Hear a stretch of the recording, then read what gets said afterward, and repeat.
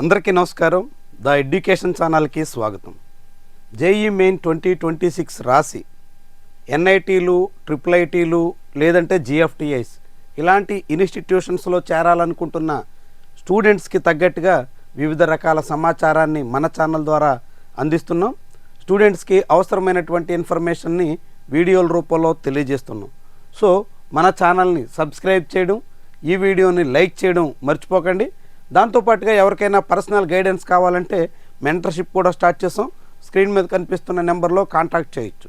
ఇక ఈరోజు వీడియోలో ఎన్ఐటీల్లో చదవాలనుకుంటున్నటువంటి వాళ్ళకి ఫీజు ఎంత ఉంటుంది, ఫీజు స్ట్రక్చర్ ఎట్లా ఉంటుంది, ఏ ఏ రకాల ఫీజులు చెల్లించాల్సి ఉంటుంది, అందులో మళ్ళీ కేటగిరీల వారీగా ఓపెన్ కేటగిరీ స్టూడెంట్ అయితే ఎంత చెల్లించాలి, ఈడబ్ల్యూఎస్, ఓబీసీ, ఎన్సీఎల్ స్టూడెంట్స్కి ఎంతెంత ఉంటుంది, ఎస్సీ, ఎస్టీ, పీడబ్ల్యూడీ స్టూడెంట్స్ ఏ మేరకు ఫీజులు చెల్లించాలి, ఫీజుల్లో మళ్ళీ ఓపెన్ కేటగిరీ స్టూడెంట్స్ కూడా ఆదాయాన్ని బట్టి ఉన్నటువంటి రాయితీలు ఎంత, వీటన్నిటితో పాటుగా స్కాలర్షిప్స్కి ఉన్న అవకాశాలు ఏంటి, ఇలాంటి విషయాలన్నీ తెలుసుకోవాల్సిన అవసరం ఉంటుంది.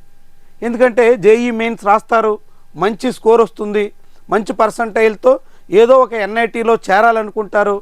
చేరాలనేటువంటి ఆలోచన వచ్చినప్పుడు తొలుత ఇన్స్టిట్యూషన్లో చెల్లించాల్సిన ఫీజు ఎంత అన్న దాని మీద ఒక స్పష్టమైనటువంటి అవగాహన ఉండాలి. ఆ స్పష్టత ఉంటే దానికి తగ్గట్టుగా మీరు ప్రిపేర్ అయితే ఫైనాన్షియల్గా బర్డెన్ ఉన్నటువంటి పేరెంట్స్ కూడా ముందుగానే ఏర్పాట్లు చేసుకోవడానికి అవకాశం ఉంటుంది. సో మనం ఎన్ఐటీలకు సంబంధించినటువంటి ఫీజ్ స్ట్రక్చర్ ఎట్టా ఉంటుంది అన్నది ఈరోజు వీడియోలో తెలుసుకుందాం. వీడియో చివరి వరకు చూడండి. మనం దాదాపు అన్ని ఎన్ఐటీల్లోనూ ఒకే రకమైన ఫీజు స్ట్రక్చర్ ఉంటుంది. ఇంచుమించుగా కొద్దిపాటి 1-2 ఫీజులు చాలా స్వల్ప మొత్తం మాత్రమే తేడాలు ఉంటాయి, దాదాపుగా అదే ఫీజులు ఉంటాయి. కాబట్టి మనం ఈరోజు ఎన్ఐటీ ఆంధ్రప్రదేశ్లో ఉన్నటువంటి ఫీజు స్ట్రక్చర్ ఏంటి అన్నది తెలుసుకునే ప్రయత్నం చేద్దాం. ఎన్ఐటీ ఆంధ్రప్రదేశ్లో ఫీ స్ట్రక్చర్ 2025-26 అకాడమిక్ ఇయర్కి సంబంధించి అంటే జోసా 2025లో చేరినటువంటి స్టూడెంట్స్ చెల్లించాల్సిన ఫీజులకు సంబంధించి ఒక అఫీషియల్ డేటా మనం ఇక్కడ పరిశీలిద్దాం. ఇందులో ఫస్ట్ ఇయర్కి ఎవరైనా చేరినప్పుడు అంటే 2025-26లో చేరినటువంటి స్టూడెంట్ ఫస్ట్ ఇయర్ ఇక్కడ ఆడ్ సెమిస్టర్ అంటే 87,100 రూపీస్ చెల్లించాలి. ఎవరు, జనరల్ అయినా, ఓబీసీ, ఎన్సీఎల్ అయినా, ఈడబ్ల్యూఎస్ కేటగిరీ స్టూడెంట్ అయినా, వీళ్ళు ఎవరైనా సరే ఆడ్ సెమిస్టర్ 87,100 చెల్లించాలి. ఇది ఆడ్ సెమిస్టర్లో ఎక్కువ ఎందుకు ఉంది, ఈవెన్ సెమిస్టర్లో తక్కువ ఎందుకు ఉంది అన్నది కూడా మనం పరిశీలిద్దాం. ఈవెన్ సెమిస్టర్కి వచ్చేసరికి 65,400 మాత్రమే ఫస్ట్ ఇయర్లో ఉంది. అదే ఫీజు ఆడ్ సెమిస్టర్లో ఎస్సీ, ఎస్టీ, పీడబ్ల్యూడీ కేటగిరీ స్టూడెంట్స్కి 24,600 ఉంది. ఈవెన్ సెమిస్టర్లో కేవలం 2,900 మాత్రమే ఎస్సీ, ఎస్టీ, పీడబ్ల్యూడీ కేటగిరీ స్టూడెంట్స్కి చెల్లించాల్సి ఉంటుంది. చూసారు కదా, ఆడ్ సెమిస్టర్లో ఎక్కువ ఉంది, ఈవెన్ సెమిస్టర్లో తక్కువ ఉంది. దాంతోపాటుగా సెకండ్ ఇయర్ సంబంధించి 65,400 కొంచెం అటు ఇటుగా పెరగవచ్చు. సెకండ్ ఇయర్ ఈవెన్ సెమిస్టర్ కూడా సేమ్ ఏం మారడం లేదు. ఆ తర్వాత కేవలం ఫస్ట్ ఇయర్ మాత్రమే ఎక్కువ ఉంది, మిగిలిన అన్ని సెమిస్టర్లకి దాదాపు ఈక్వల్ అన్నట్టు. 7 సెమిస్టర్స్కి దాదాపుగా ఒకటే ఫీజు ఉంది. కొద్ది మేరకు తర్వాత పెరిగితే పెరగవచ్చు అంటూ స్టార్ కూడా మనకి ఇక్కడ కనిపిస్తుంది. దాన్ని బట్టి ఆ రోజు సిచ్యువేషన్ బట్టి కొంచెం పెరిగితే పెరగవచ్చు. కానీ కేవలం ఫస్ట్ సెమిస్టర్ మాత్రమే ఎక్కువ ఉంది, మిగిలిన అన్ని సెమిస్టర్లకి సమానంగానే ఉంది. అయితే ఈ సెమిస్టర్ ఫస్ట్ ఆడ్ సెమిస్టర్ ఎక్కువ ఎందుకు ఉంది, ఈవెన్ సెమిస్టర్ తక్కువ ఎందుకు ఉంది అంటే దానికి ప్రధానమైనటువంటి కారణం ఫస్ట్ సెమిస్టర్లో ఫీజు ఎక్కువగా ఉండడానికి ప్రధానమైనటువంటి కారణం ఈ అదర్ ఫీజెస్లో student establishment and maintenance fees 8,100 ఉంది, మెడికల్ ఇన్సూరెన్స్ 500 ఉంది, ఇన్స్టిట్యూషన్ డెవలప్మెంట్ ఫీ 10,000 ఉంది, ఇన్స్టిట్యూషన్ కాస్ట్ అండ్ డిపాజిట్ 6,000 ఉంది. టోటల్గా ఇదే 24,600 ఉంది. అంటే ట్యూషన్ ఫీజు 62,500 మాత్రమే ప్రతి సెమిస్టర్కి చెల్లించాలి.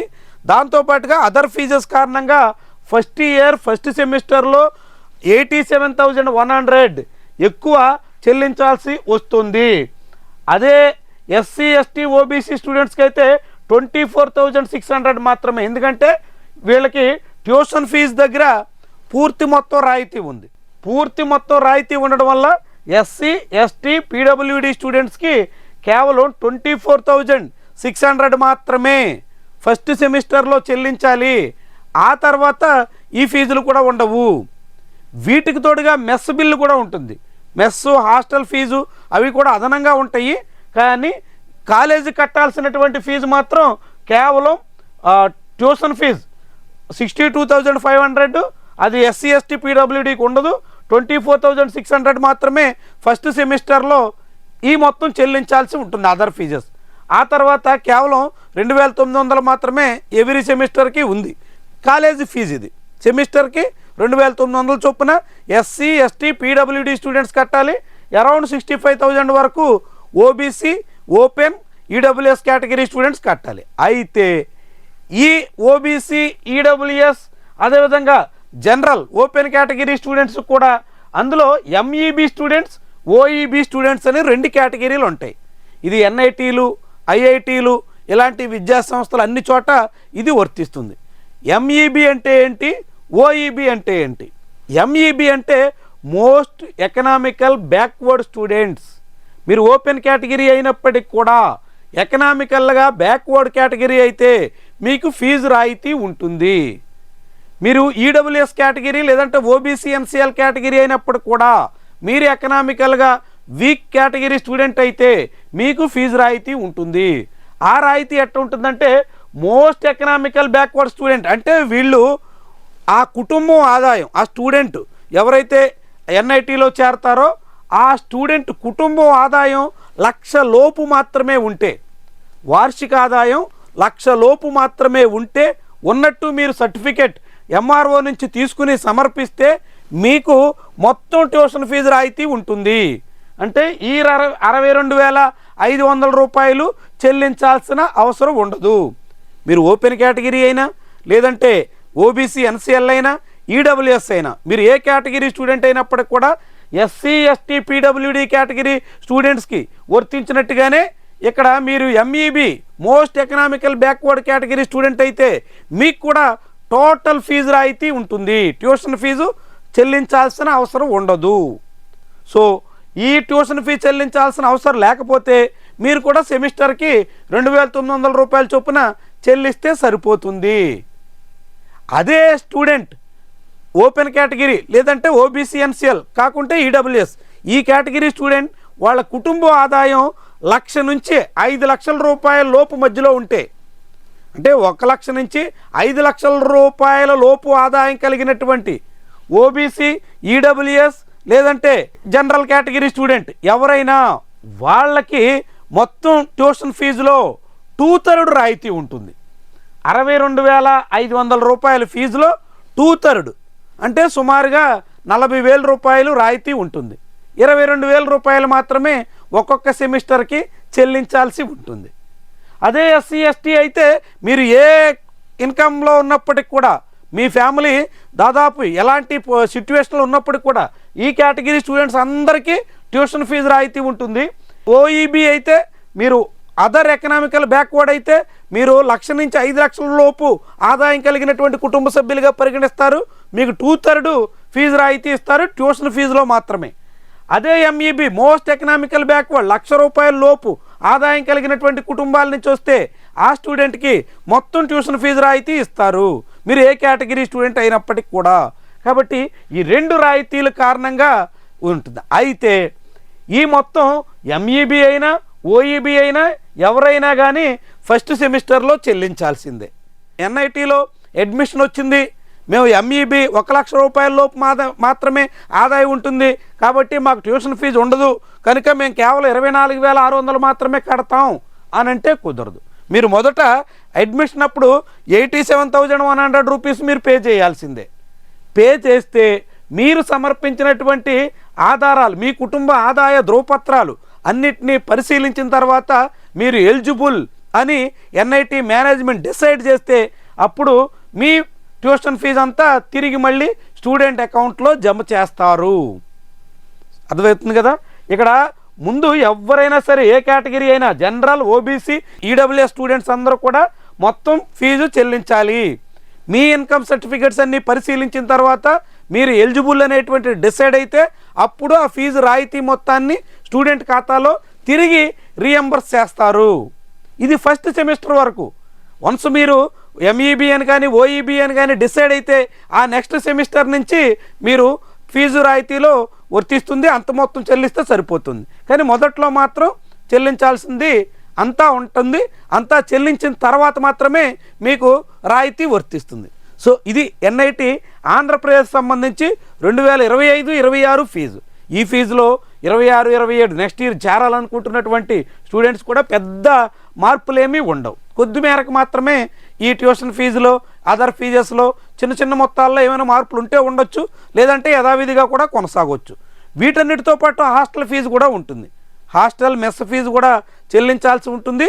అది మరొక 50-60 వేల రూపాయలు ఏడాదికి అవుతుంది. అదొక 4 ఏళ్ళకి చూస్తే అదొక 2-3 లక్షల రూపాయలు అనుకున్న ఇది ఎటువంటి ఫీజు రాయితీ లేనటువంటి వాళ్ళకి ఇదొక దాదాపు 5 లక్షల రూపాయలు అనుకున్న 7-8 లక్షల రూపాయలు తక్కువ కాకుండా ఫీజుల రూపంలో ఏ రాయితీ లేనటువంటి విద్యార్థులు చెల్లించాల్సి వస్తుంది. 1,00,000 రూపాయల లోపు ఆదాయం కలిగినటువంటి కుటుంబాలకు చెందిన OBC, EWS, general category students అయితే దాదాపు 2 లక్షల రూపాయల ఫీజు మాత్రమే చెల్లించాల్సి ఉంటుంది. అదే other economical backward category students అయితే ఓబీసీ, ఈడబ్ల్యూఎస్ లేదంటే జనరల్ కేటగిరీ స్టూడెంట్స్ వీళ్లకు 4 లక్షల రూపాయల వరకు ఫీజులు చెల్లించాల్సి ఉంటుంది. ఇక ఎస్సీ, ఎస్టీ, పీడబ్ల్యూడి మీరు ఏ ఎకనామికల్ కేటగిరీలో ఉన్నప్పటికి కూడా మీకు మొత్తం ట్యూషన్ ఫీజు రాయితీ ఉంటుంది కాబట్టి కేవలం 2 లక్షల రూపాయలు మాత్రమే ఈ ఫీజు ఉంటుంది. ఈ ఫీజులతో పాటుగా మిగిలినటువంటి హాస్టల్ ఫీజు కూడా కలుపుకుంటే 4 లక్షల రూపాయలతో ఎస్సీ, ఎస్టీ, పీడబ్ల్యూడి, ఎంఈబి అంటే most economical backward category students మొత్తం బీటెక్ కంప్లీట్ చేసేయచ్చు. అదే ఓఈబి 1,00,000 నుంచి 5 లక్షల రూపాయల లోపు ఆదాయం కలిగినటువంటి కుటుంబ విద్యార్థులైతే వాళ్ళకి ఇదొక 4 లక్షలు, అదొక 2 లక్షల 6 లక్షల రూపాయల ఫీజు అవుతుంది. ఎటువంటి ఫీజు రాయితీ లేనటువంటి వాళ్ళకైతే వీళ్ళకి దాదాపుగా 8 లక్షల రూపాయల వరకు ఖర్చు అవుతుంది. ఇది మొత్తంగా ఎన్ఐటీలో బీటెక్ కంప్లీట్ చేయడానికి కేటగిరీల వారీగా ఎవరెవరికి ఎంతెంత ఫీజు అవుతుంది అనేటువంటి వివరాలు.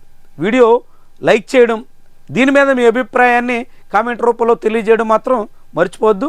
Thank you very much for watching.